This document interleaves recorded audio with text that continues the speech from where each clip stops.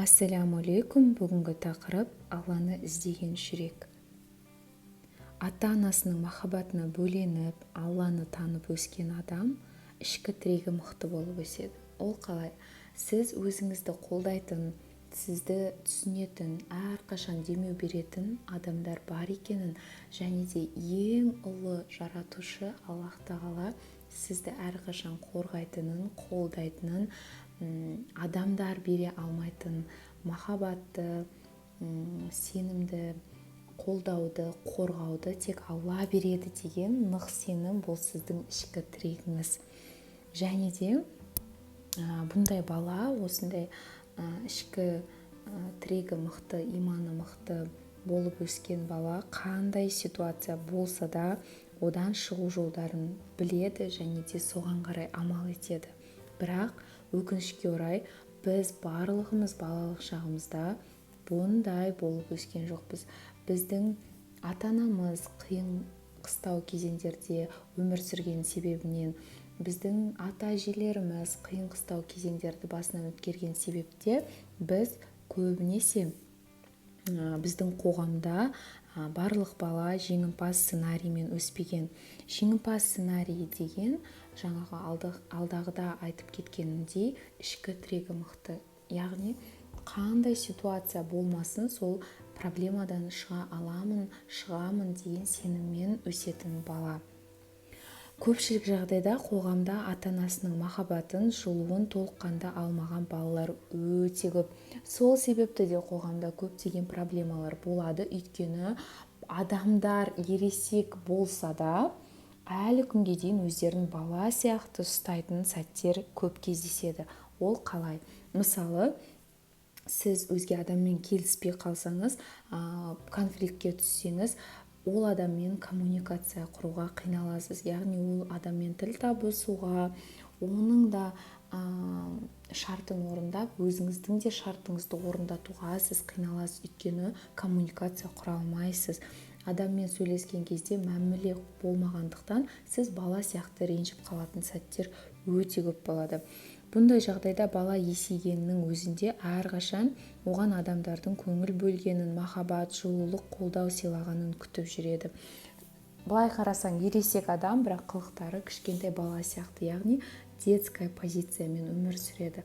Балалық позициямен өмір сүру ол көбінесе адамның жертвалыққа аяқ басуына апарады. Жертвалық деген ол өзіңнің қиындықтарың үшін, өзіңнің проблемаларың үшін өзге адамдарды кінәлау. Адамдардан жылы сөз есту үшін қолынан келгенін істейді, бірақ сол жылы сөзді, мақтауды естімесе бірден бәріне ренжиді, өмір әділетсіз деп жар салады. Яғни осы детская позицияда өмір сүретін адамдар, олар осындай болады. Не істесе де, қандай іс-әрекет жасаса да, мені мақтаса екен, менің істегенімді көрсе екен, маған жылы сөз айтса екен деген ниетпен жасайды. Бірақ сол ниетіне жетпегеннен кейін ол адам былайша айтқанда бунтовать етіп кетеді, ашуланады, адамдарға жаңағыдай өзінің наразылығын білдіреді. Осындай іс-әрекеттер жасайды. Шын мәнінде кез келген адам жүрек тыныштығын қалайды. Ол жүрек тыныштығын қалай табамыз? Жалпы білесіздер, алдыңғы сабақтарда да мен айтқанмын, адам баласының жүрегі тек қана Алланы еске алумен тыныштық табады.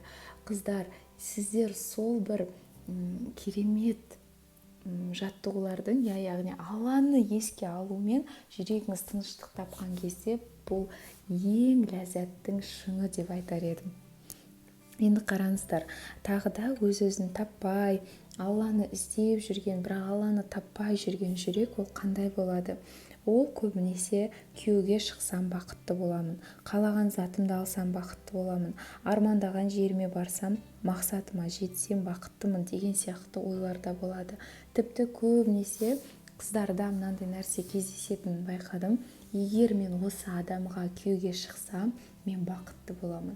Осы адамға күйеуге шықсам, мен өзім ішкі жүрек тыныштығын табамын, қолдауды табамын, махаббатты табамын деп қыз балалар көбінесе өзінің бақытын ер адамға байлап қояды.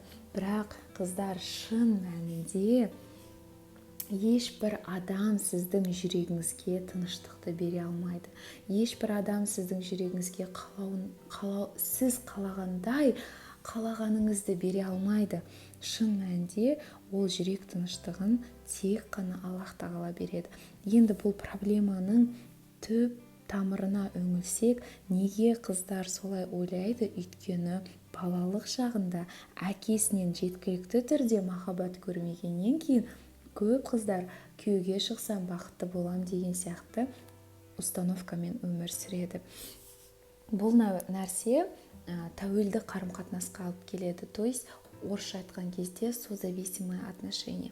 Яғни егер менің күйеуім бар болса, мен бақыттымын, күйеуім бар болса, мен қыдырамын, күйеуім бар болса, мен жақсы тамақтар жеймін, күйеуім бар болса, ішкі жүрегім тыныш деген сияқты әйел адам өзінің жүрегін күйеуіне байлап қояды. Бірақ қыздар, бұл жердегі үлкен қателік, көп қыз келіншектердің қателесетін жері осы жерде. Өйткені біз адам баласына байланып қалған кезде Аллах тағала дәл сол адаммен бізге сынақты жібереді. Неге? Өйткені Аллах тағала адамды өте қатты жақсы көреді, сол үшін де өте қатты қызғанады, және де біздің бағыт бағдарымыз өзгеріп кеткенін Аллах тағала қаламайды. Сол үшін де біз барлық жүрек тыныштығын, махаббатты, жылулықты, қамқорлықты тек қана Алладан күтуіміз керек. Сол кезде ғана біз дәл осы суреттердегідей сондай ішкі жүрегіміз тыныш, бақытты боламыз. Көңіл бөлгендеріңізге рахмет. Сіздермен бірге болған Нұрбиба Серікқызы.